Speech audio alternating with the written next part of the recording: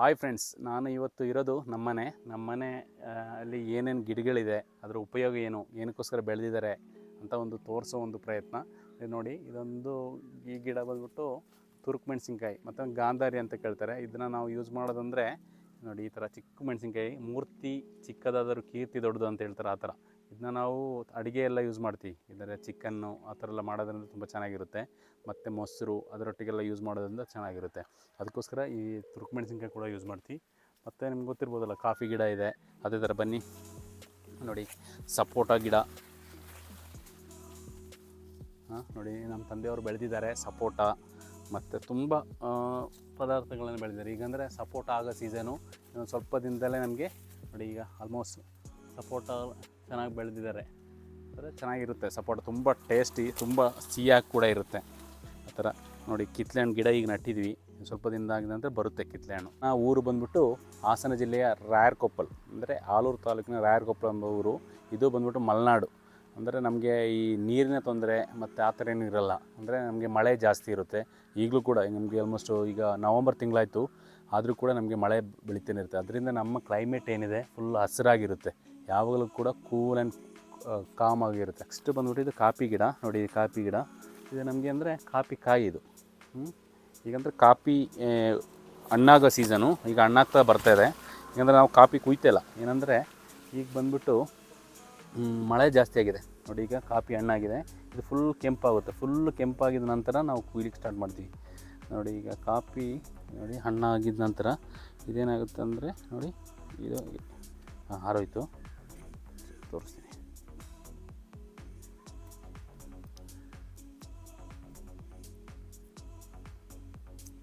ನೋಡಿ, ಇದೇ ಕಾಫಿ ಬೀಜ. ಇದನ್ನ ನಾವೇನು ಮಾಡ್ತೀವಿ ಅಂದರೆ ಮಳೆಯಲ್ಲಿ ಪಲ್ಪರ್ ಮಾಡಿಸಿ ಅದನ್ನ ಒಣಗಿಸ್ತೀವಿ. ಒಣಗಿಸಿದ ನಂತರ ಇದನ್ನ ಸೇಲ್ ಮಾಡ್ತೀವಿ. ಕಾಫಿ ಗಿಡ. ನೆಕ್ಸ್ಟು ಬರ್ತೀನಿ. ಈಗಲೂ ಕೂಡ ಇಲ್ಲಿ ಮಳೆ ಏನು ನಿಂತಿಲ್ಲ. ಅಂದರೆ ಈಗ ನವಂಬರ್ ಡಿಸೆಂಬರ್ ತಿಂಗಳಾದರೂ ಕೂಡ ನಮ್ಮ ಸೈಡು ಮಳೆ ಈಗಲೂ ಕೂಡ ಬರ್ತಾನೆ ಇದೆ. ಅದರಿಂದ ಈ ಕಾಫಿ ಬೆಳೆಯೋರಿಗೆ ತುಂಬ ಕಷ್ಟ ಆಗಿದೆ. ಅಂದರೆ ಒಂದು ತಿಂಗಳು ಇದೇ ಥರ ಮಳೆ ಬಂದರೆ ನಮ್ಗೆ ಏನಾಗುತ್ತೆ ಅಂದರೆ ಕಾಫಿಗಳು ಯಾವುದು ಕೂಡ ಕುಯ್ಲಿಕ್ಕೆ ಸಿಗೋಲ್ಲ. ಏನಂದರೆ ಎಲ್ಲ ಉದುರೋಗುತ್ತೆ. ಅಂದರೆ ನಮ್ಮ ರೈತರಿಗೆ ತುಂಬ ನಷ್ಟ ಆಗುತ್ತೆ. ನಮ್ಮ ಈ ಕಡೆ ಮಲೆನಾಡು ಸೈಡ್ ಅಂದರೆ ವರ್ಷಕ್ಕೆ ಒಂದೇ ಬೆಳೆ, ಒಂದು ಮೆಣಸು ಇಲ್ಲಾಂದರೆ ಕಾಫಿ. ಇದನ್ನು ನಂಬಿಕೊಂಡು ನಾವು ಇಲ್ಲಿ ಜೀವನ ನಡೆಸ್ತಾ ಇರ್ತೀವಿ. ಅದರಿಂದ ನಮಗೆ ಈ ಮಳೆ ಜಾಸ್ತಿ ಆಗಿದ್ದರಿಂದ ಕಾಫಿಗಳು ನೋಡಿ ಈಗ ಆಲ್ಮೋಸ್ಟ್ ಹಣ್ಣಾಗಿದೆ. ಕಾಫಿ ಹಣ್ಣಾದರೂ ಕೂಡ ಇನ್ನು ನೋಡಿ, ಇನ್ನೊಂದು ವಾರದಲ್ಲಿ ಫುಲ್ಲು ಫಸಲು ಕುಯ್ಲಿಕ್ಕಾಯಿತು. ಅಂದರೆ ಇನ್ನು ಇದೇ ಥರ ಮಳೆ ಬಂದರೆ ಯಾವುದು ಕೂಡ ನಮ್ಮ ಕೈಗೆ ಸಿಗೋಲ್ಲ, ಎಲ್ಲ ಉದುರೋಗ್ಬಿಡುತ್ತೆ. ಮತ್ತು ಯಾವುದೇ ಉದುರು ಕೂಡ ಮತ್ತೆ ಮಳೆ ಜಾಸ್ತಿ ಆಗೋದ್ರಿಂದ ಇದನ್ನ ಒಣಗಿಸ್ಲಿಕ್ಕೆ ಕೂಡ ಆಗೋಲ್ಲ. ಅದರಿಂದ ಅಂದರೆ ದೇವ್ರ ಹತ್ರ ಒಂದು ಪ್ರಾರ್ಥನೆ ಮಾಡೋದು ಬಿಟ್ಟರೆ ಬೇರೆ ಏನೂ ಇರೋಲ್ಲ ನೋಡಿ.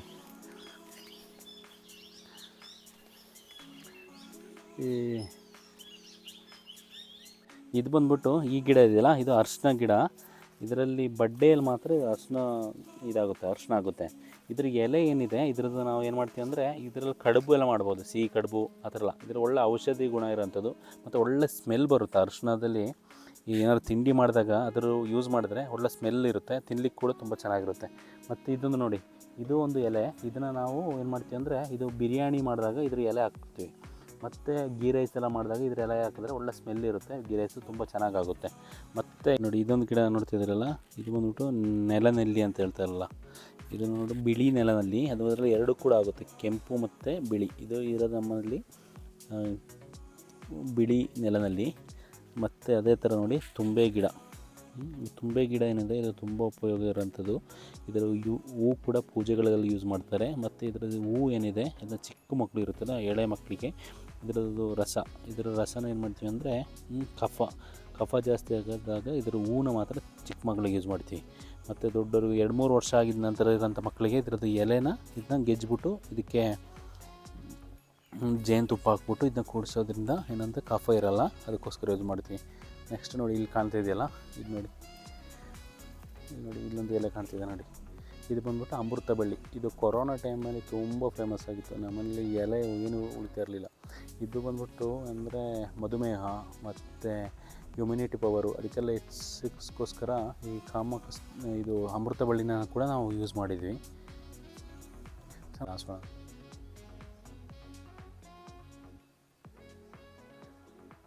ಇದು ನೋಡಿ, ಇದು ದಾಸವಾಳ ಹೂಗಳು ತುಂಬ ನೋಡಿ. ಇದು ಬಂದ್ಬಿಟ್ಟು ತುಳಸಿ ಸೊಪ್ಪು. ಇದಂದರೆ ಇದು ಕಪ್ಪು ತುಳಸಿ ನೋಡಿ. ಇದು ಕೂಡ ತುಂಬ ಆಯುರ್ವೇದಿಕ್ಕಾಗಿ ಯೂಸ್ ಮಾಡ್ತಿರೋಂಥ ಒಂದು ಗಿಡ. ಇದೆಲ್ಲ ಮತ್ತು ಇಲ್ಲಿ ನೋಡಿ ಬಿಳಿ ತುಳಸಿ ಎರಡು ಕೂಡ ನಮ್ಮ ಮನೇಲಿದೆ. ನೆಕ್ಸ್ಟು ನೋಡಿ, ಇದನ್ನು ನಾವು ನರ್ವಿಸ ಸೊಪ್ಪು ಅಂತ ಹೇಳ್ತೀವಿ. ಇದನ್ನು ನಾವು ಯೂಸ್ ಮಾಡೋವಂಥದ್ದು ತಲೆಯಲ್ಲಿ ಒಟ್ಟಾದರೆ ಮತ್ತು ತಲೆ ಉರಿ ಅದಕ್ಕೆಲ್ಲ ಏನು ಮಾಡ್ತೀವಿ ಅಂದರೆ ಇದನ್ನ ಹಾಕ್ಬಿಟ್ಟು ಇದ್ರ ಹೂವು ಮತ್ತು ಎಲೆಗಳನ್ನೆಲ್ಲ ಹಾಕ್ಬಿಟ್ಟು ಮತ್ತು ಇದು ಎಂಥ ಬೆಳ್ಳುಳ್ಳಿ ಎಲ್ಲ ಹಾಕ್ಬಿಟ್ಟು ಇದನ್ನ ನಾವು ಎಣ್ಣೆ ಮಾಡ್ತೀವಿ. ಎಣ್ಣೆ ಹಾಕ್ಬಿಟ್ಟು ನಾವು ತಲೆಗೆ ಹಾಕೋದ್ರಿಂದ ತಲೆ ಉರಿ ಮತ್ತು ಕೂದಲು ಉದುರೋವಂಥದ್ದು ಅದೆಲ್ಲ ಕಮ್ಮಿ ಆಗುತ್ತೆ, ಕಂಟ್ರೋಲ್ಗೆ ಬರುತ್ತೆ. ಅದಕ್ಕೋಸ್ಕರ ಇದನ್ನ ಕೂಡ ನಾವು ಯೂಸ್ ಮಾಡ್ತೀವಿ. ಅದು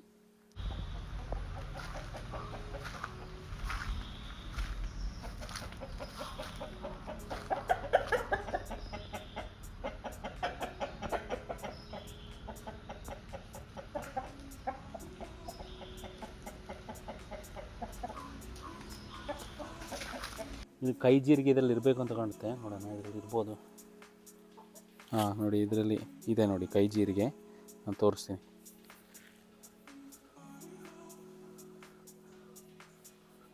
ನೋಡಿ. ಇದೆ ಕೈ ಜೀರಿಗೆ ಕಾಯಿ ಥರನೇ ಇದನ್ನ ಕೂಡ ತಿನ್ಬೋದು. ತುಂಬ ಕೈ ಇದು.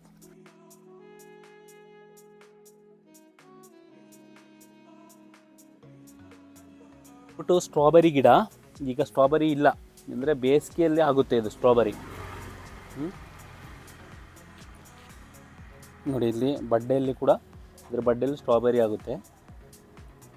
ನೋಡಿ, ಇದು ಬಂದ್ಬಿಟ್ಟು ಕಾಮ ಕಸ್ತೂರಿ ಎಲೆ ಅಂತ ಹೇಳ್ತೀವಿ. ಇದು ಗಿಡ ಇದು ನೋಡಿ ಯಾವ ಥರ ಇದೆ ಅಂದರೆ ಒಂದು ತುಳಸಿ ಗಿಡ ಥರನೇ ಇರುತ್ತೆ. ಆದರೆ ಇದು ತುಂಬ ಆಯುರ್ವೇದಿಕ್ ಆಗಿರೋಂಥ ಒಂದು ಗಿಡ. ಈ ಕಾಮ ಕಸ್ತೂರಿ ಎಲೆ ಏನಿದೆ ಇದನ್ನು ನಾವು ಏನು ಮಾಡಬೇಕು ಅಂದರೆ, ಈ ಟೈಫಾಯ್ಡ್ ಆದರೆ ಇದ್ರ ಎಲೆನ ಮತ್ತು ಕಾಳು ಮೆಣಸು ಮತ್ತು ಜೇನುತುಪ್ಪ ಹಾಕ್ಬಿಟ್ಟು ಇದನ್ನ ಜ್ಯೂಸ್ ಮಾಡಿ ಕುಡಿಯೋದ್ರಿಂದ ಈ ಟೈಫಾಯ್ಡ್ ಬರಲ್ಲ. ಈ ಟೈಫಾಯ್ಡ್ ಆಗಾಗ ಬರ್ತಾನೆ ಇರುತ್ತೆ. ಒಂದ್ಸಲಿ ಬಂದರೆ ಮತ್ತೆ ಇದು ಕಂಟಿನ್ಯೂ ಆಗ್ತಾನೆ ಇರುತ್ತೆ. ಅದಕ್ಕೋಸ್ಕರ ಇದ್ರ ಎಲೆನ ಮತ್ತು ಜ್ಯೂಸ್ ಮಾಡಿ ಕುಡಿಯೋದ್ರಿಂದ ಈ ಟೈಫಾಯ್ಡ್ ಜ್ವರ ಬರ್ದಲ್ಲೇ ಇರುತ್ತೆ.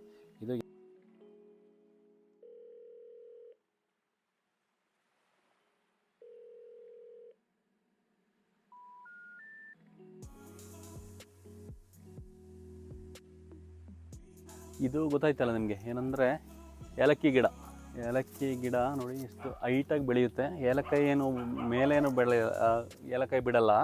ಏಲಕ್ಕಾಯಿ ಬಿಡೋದು ಬಡ್ಡೆಯಲ್ಲಿ. ಏಲಕ್ಕಿ ಗಿಡವನ್ನು ಬೆಳಿಬೇಕಂದ್ರೆ ಈ ಥರ ಒಂದು ತಗಡ್ದು ಒಂದು ರೌಂಡ್ ಹೊಡ್ಕೊಳ್ಳೋದು ಒಳ್ಳೆಯದು. ಏನಂದರೆ ಕಪ್ಪೆ ಇಲ್ಲಾಂದರೆ ಅವರಣೆ ಮತ್ತು ಏನೆಲ್ಲ ಏನು ಚಿಕ್ಕ ಇಲಿಗಳೆಲ್ಲ ಬಂದ್ಬಿಟ್ಟು ಈ ಏಲಕ್ಕಿ ತಿನ್ನೋಂಥ ಚಾನ್ಸಸ್ ಇರುತ್ತೆ. ಅದಕ್ಕೋಸ್ಕರ ಸುತ್ತ ಈ ಥರ ಹೊಡೆಯೋದ್ರಿಂದ ಏಲಕ್ಕಿ ಚೆನ್ನಾಗಿ ನಮಗೆ ಸಿಗುತ್ತೆ. ನೋಡಿ, ಈಗ ಬನ್ನಿ ಏಲಕ್ಕಿ ನಾನು ತೋರಿಸ್ತೀನಿ ಯಾವ ಥರ ಇದೆ ಅನ್ನೋದನ್ನು ನೋಡಿ. ಏಲಕ್ಕಿ ನೋಡಿ, ಏಲಕ್ಕಿ ಕಾಯಿ ಈಗ ಬಿಟ್ಟಿದೆ. ಇದು ಸ್ವಲ್ಪ ದಿನಗಳ ನಂತರ ಅಂದರೆ ಇದು ನಾವು ಕುಯ್ಲಿಕ್ಕೆ ಸಿಗುತ್ತೆ. ಈಗ ಮಳೆ ಜಾಸ್ತಿ ಆಗಿರೋದ್ರಿಂದ ಏಲಕ್ಕಾಯಿ ಬಿಟ್ಟಿಲ್ಲ ನೋಡಿ. ಎಲ್ಲ ಗಿಡಗಳು ಎಲ್ಲ ಬಡ್ಡೆಯಲ್ಲಾಗುತ್ತೆ. ಇದರಲ್ಲಿ ಮರಿ ಏನು ಬರುತ್ತೆ ನೋಡಿ, ಇದನ್ನ ಕಿತ್ಬಿಟ್ಟು ಬೇರೆ ಕಡೆ ನೆಡೋದ್ರಿಂದ ಮತ್ತೆ ಈ ಏಲಕ್ಕಿನ ನಾವು ಬೆಳಿತಾನೆ ಹೋಗ್ಬೋದು. ಮತ್ತು ನಿಂಬೆ ಗಿಡ ನಮಗೆ ನೋಡಿ ಎಲ್ಲ ಟೈಮಲ್ಲಿ ನಿಂಬೆಕಾಯಿ ಆಗ್ತಾನೆ ಇರುತ್ತೆ. ಅಂದರೆ ಇದಕ್ಕೆ ಒಳ್ಳೆ ಮಣ್ಣು ಹಾಕಬೇಕು. ಗಿಡದ ಸುತ್ತ ಮಣ್ಣು ಹಾಕಿ ಚೆನ್ನಾಗಿ ಗೊಬ್ಬರ ಹಾಕ್ತಾಯಿದ್ರೆ ನಿಂಬೆ ಆಗ್ತಾನೆ ಇರುತ್ತೆ. ಮನೇಲೆ ನಿಂಬೆ ಗಿಡ ಇರೋದ್ರಿಂದ ಒಳ್ಳೆಯದು. ಏನಂದರೆ ಒಂದು ನಿಂಬೆ ಹಣ್ಣಿಗೆ 10 ರೂಪಾಯಿ 15 ರೂಪಾಯಿ ಎಲ್ಲ ಕೊಡಬೇಕಾಗುತ್ತೆ. ಇದಂದ್ರೆ ನಾಟಿ ನಿಂಬೆಹಣ್ಣು ನೋಡಿ ಎಷ್ಟು ಚೆನ್ನಾಗಿದೆ ಅಂತ. ಆಗ್ತಾನೆ ಇರುತ್ತೆ, ವರ್ಷ ಇಡೀ ನಿಂಬೆಕಾಯಿ ಬಿಡ್ತಾನೆ ಇರುತ್ತೆ. ಅದಕ್ಕೆ ಒಳ್ಳೆ ಗೊಬ್ಬರ ಒಳ್ಳೆ ಮಣ್ಣು ಹಾಕ್ತಾಯಿದ್ರೆ ಒಳ್ಳೆಯದು. ಇದು ನೋಡಿ, ಇದು ರಾಮಫಲ ನೋಡಿ. ಇದು ರಾಮಫಲ ಈಗ ನಮಗೆ ಅಂದರೆ ಬೇಸಿಗೆಯಲ್ಲಿ ಕೂಡ ನಮಗೆ ನಮ್ಮನೇಲಿ ಬಿಡ್ತಾನೆ ಇರುತ್ತೆ ನೋಡಿ. ರಾಮಫಲ 2-3 ಅಲ್ಲಿ ಆಗಿದೆ, ನಾನು ತೋರಿಸ್ತೀನಿ. ಇನ್ನು ಕೂಡ ಇದೆ, ಬೇರೆ 4-5 ಮರಗಳಿದೆ. ಆ ವಿಡಿಯೋ ತುಂಬ ಲಾಂಗ್ ಆಗುತ್ತೆ, ಅದಕ್ಕೋಸ್ಕರ ನಾನು ತೋರಿಸ್ತಾ ಇಲ್ಲ. ಓಕೆ,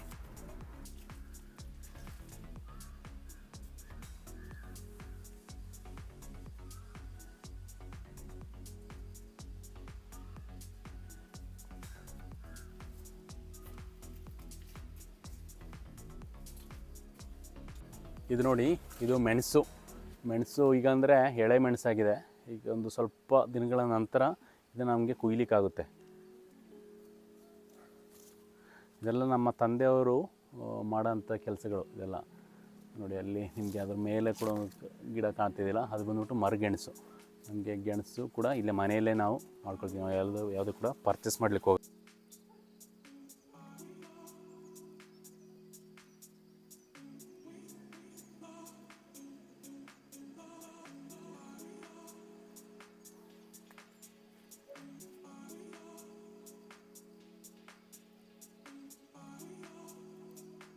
ಅಲ್ಲ.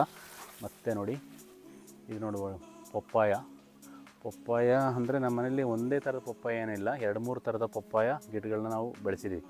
ಏನಂದರೆ ಒಂದಕ್ಕಿಂತ ಒಂದು ಡಿಫ್ರೆಂಟ್ ನೋಡಿ, ಎಲ್ಲೊಂದು ಕಾಣ್ತಿದೆಯಲ್ಲ ನೋಡಿ, ಅದು ಕೂಡ ಪಪ್ಪಾಯ ಗಿಡನೇ. ಅದರಲ್ಲಿ ಬೇರೆ ಬೇರೆ ನಿಮಗೆ ಟೇಸ್ಟ್ ಸಿಗುತ್ತೆ ಒಂದೇ ಥರದಿರೋದು.